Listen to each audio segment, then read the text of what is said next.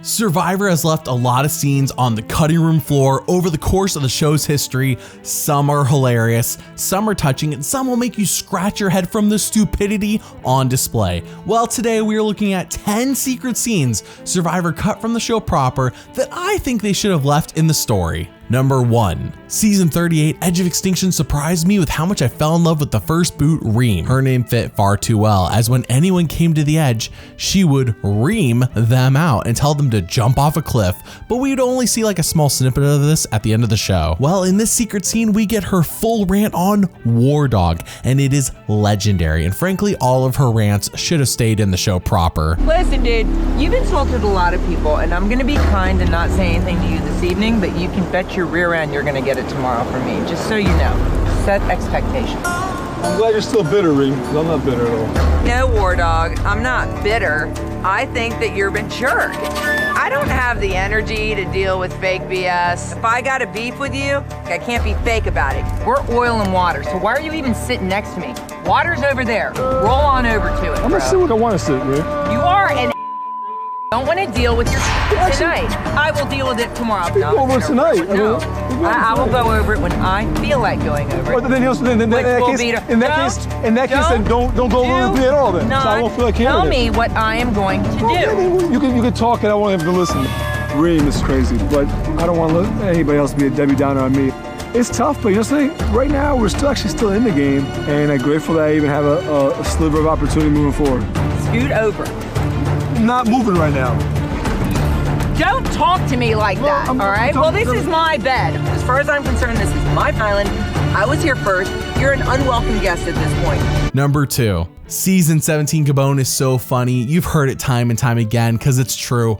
People are petty, strategy is thrown out the window to exact their personal revenge, and so many egos are constantly clashing. It's truly a sight to behold. Well, during the loved ones visit, we saw a lot of touching moments. You might remember Bob and his wife Peggy, Maddie proposing to his girlfriend, and Sugar spreading her father's ashes. So what was Corinne doing during the time that all these people are having these touching moments in their lives? So you're like a changed person from this? No, and that's you're supposed to be like you're supposed to be totally different. Yeah, like you see things differently, and you're like growing and maturing as a person. No, I have more hate than ever in me, as if I wasn't already an angry person.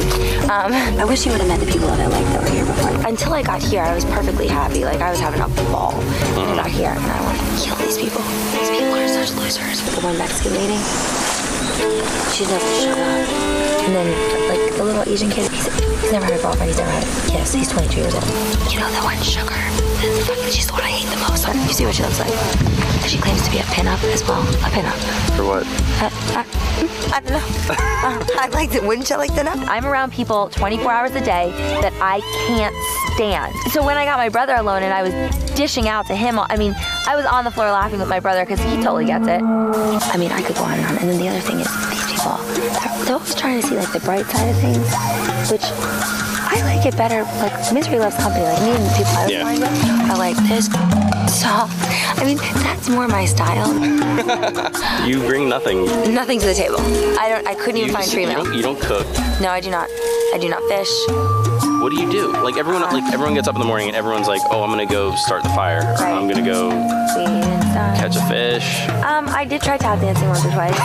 Oh, you're entertainment? Yes. They just didn't have a pole. No. That's the problem was. By the way, thank you for watching and liking this video. This channel is patron supported, and that is how we stay independent enough to give our critical opinions. If you want to support us, then Patreon is a great optional way to do so. Link in the description. Now with that, Number 3, season 33 Millennials vs Gen X features a scene even harder to watch than the Michelle Dragon one from last time. See, I told you you wouldn't forget it, didn't I? Anyways, the eventual winner of every season may have their flaws highlighted, but usually it's like game related, and the show doesn't really want you to dislike them by the end, so they don't leave anything truly negative about them in the show, most of the time. Well, for Adam, this scene may have been cut so you didn't physically cringe. Tails, while you're over there, do you want to like totally open up another coconut for me? Yeah. Thanks, bruh. Thanks, Broski. Thanks, bro. Oh, thanks, bro, Obi-Wan Kenobi. Thanks, hermano. Oh, thanks, Abraham Lincoln. What? I'm just saying different bros. Number 4, Season 8 All-Stars has some very important secret scenes that they chose to leave out. Clearly, these pre-merge episodes needed to be longer, especially when in an unseen twist, the players got to write letters to the players on the other tribes. Is this where JT got his idea from for Season 20? I think I'll send Sue Hawk some leftover eel or shark bone or something and just ask her if she'd like some leftovers. She'll be there, oh, for him, he's such a bastard, he did this and he's a that, and rap, rap, rap, rap. She's just nuts like that, you know? But I don't care. Oh, the Mrs. Sue Hawk. And there's something in it. Hey, Susie Q, after we were all stuffed from about 4 pounds of eel meat last night, we thought of you. Enjoy the leftovers, sweetheart. Who fed you, baby? I fed myself, Richard. I don't need you. So there's the fish bones. I got a big kick out of the letter today from Richard. I didn't take it personally. I thought it was funny.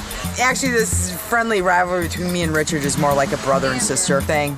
And we have a lot of fun razzing each other. I really thought hard about what I wanted to do. So I actually wrote my letter with my left hand, so they'd never know it was me because it looked like a little kid wrote it. And I basically wrote it to the Saboga tribe, beware.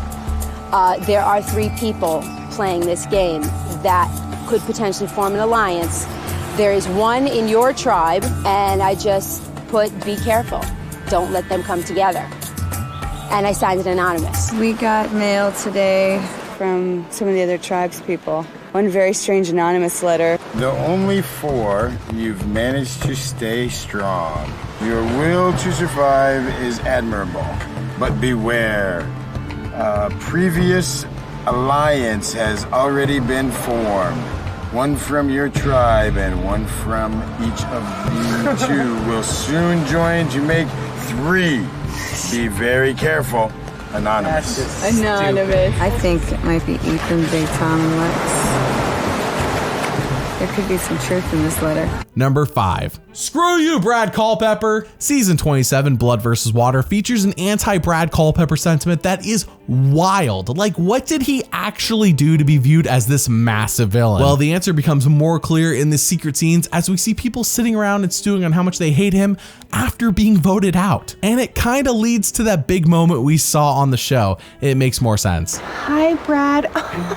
That's so funny. That joke is so funny, Brad. I'm sick of just like being so fake. Yeah. We gotta make a goal of getting Brad out somehow. It's true. Like, it's a foregone conclusion. Like, the writing's on the wall. Yeah. This is not a dictatorship. No one wants to live in a dictatorship. Everyone here is a grown adult. But enjoy your living under Brad's oppression. We've got to do something as girls, as an alliance here on Redemption Island to put Brad under the bus a little bit, to stop his play, because he in the end is planning on hurting our loved ones. So us women are getting defensive and we're ready to kind of strike back. The winners of the duel continue to live on Redemption Island and await your next opponent. The loser goes home, this time for good. I bet Brad Culpepper wants me to go home for good this time. He doesn't want me to come back in the game. Brad. Brad Culpepper. Give us your spiel. So yeah, I was completely shocked last night. It wasn't in a million years I thought I'd be sitting here. And say it with, come on, passion, babe. Come on. Get some, you don't be defeated. You know, Brad Culpepper, he wants to keep people around that he's not threatened by. The only reason I went first is because I have a clue to the hidden immunity idol and he was more threatened by me at that time. So look around and see who's here and who got voted to Redemption Island. There's no other reason why Marissa, Rachel, and I would get voted out at this point in the game when when a team has lost 3 challenges in a row. John's a little bit naive and too trusting. John still thinks of Brad as like this cool guy, but I don't know, I think Brad is slimy. It's all good. It's a game. I love you. It happens. I don't really have anything to say to Brad. I just want to get to this duel, get it over with, and hopefully send him home. Number 6, Season 2, the Australian Outback painted Jerry Manthe as the bane of everyone's existence. How dare she do things? The reality is that she didn't read the room on how to befriend people and not hurt their egos. It's a fine line to walk. Plus, the show really just leaned in hard on her being this ultimate villain. Why? Well, they needed to spice up the otherwise plain Jane story they had going on. That's why this scene was completely left out, because you can't be sympathizing with the villain after all. It's hard because I can be a little bit of a control freak. And I know that. If I in any way have hurt your feelings or any of that, I'm truly sorry. I don't have a problem saying I'm sorry. It was something I just felt I wanted to do.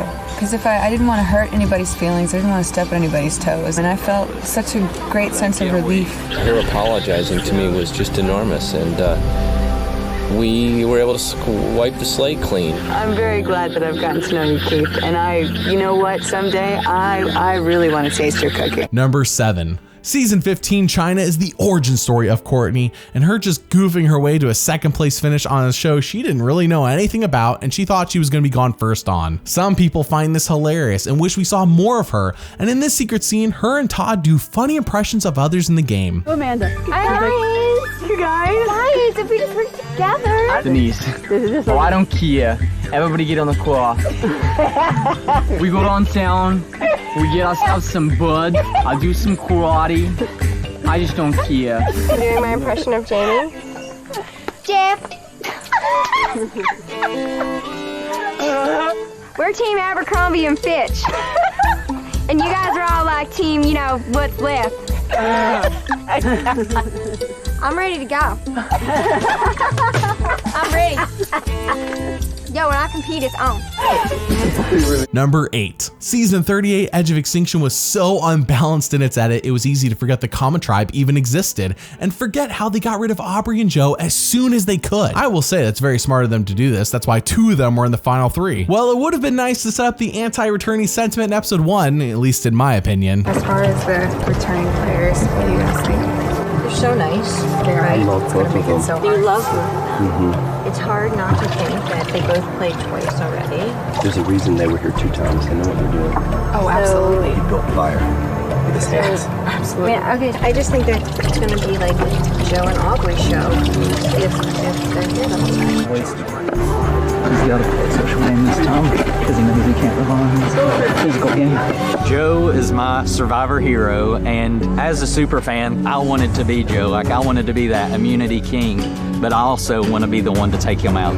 I'm going to go touch his man bun and just drain it. Number 9. Season 23 South Pacific features a debate of who should have won, Sophie or Coach. But I have to ask, what about Albert? Not only does no one ever defend him as someone who should have won, like you might see others do for other 0-vote finalists like Sugar, the show constantly buries him at any point they can. And you might be thinking, there's no way there's more content that they could have buried him with. Oh, they definitely could have, like in this secret scene. I can make a fire.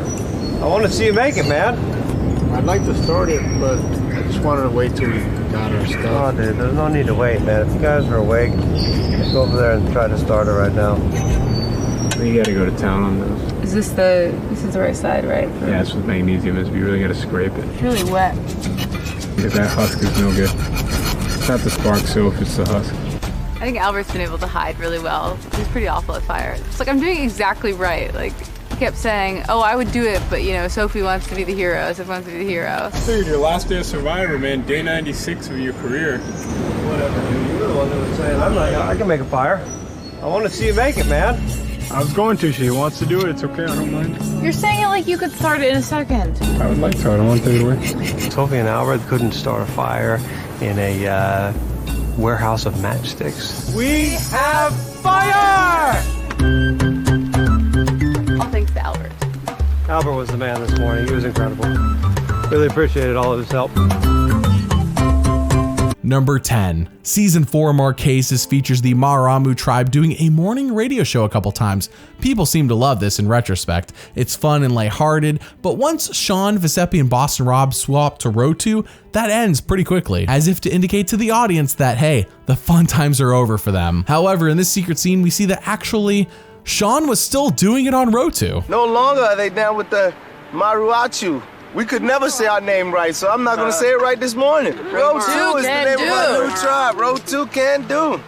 And we're going to head over and get a food report from our main chef, Johnny Pots and Pans. First, I thought we might all start off with a little raw coconut, and if we go searching pretty hard, we might find ourselves some sea urchins, but watch those spines. Well, now we're all settling into our new habits, looking around for a new place to hang up some clothes, find a place to sleep. All try to get together. I'm sure we can do it. The speed of the team's here, and I'm sure we can pull through in the end. Back to you, Rock. That concludes our wake-up show for the morning. Stay tuned tomorrow, same time, same station. We'll see you guys tomorrow. Which secret scene stood out to you the most? Comment below and let me know. Thank you for watching, and doubly thanks for liking and subscribing. See you all next time.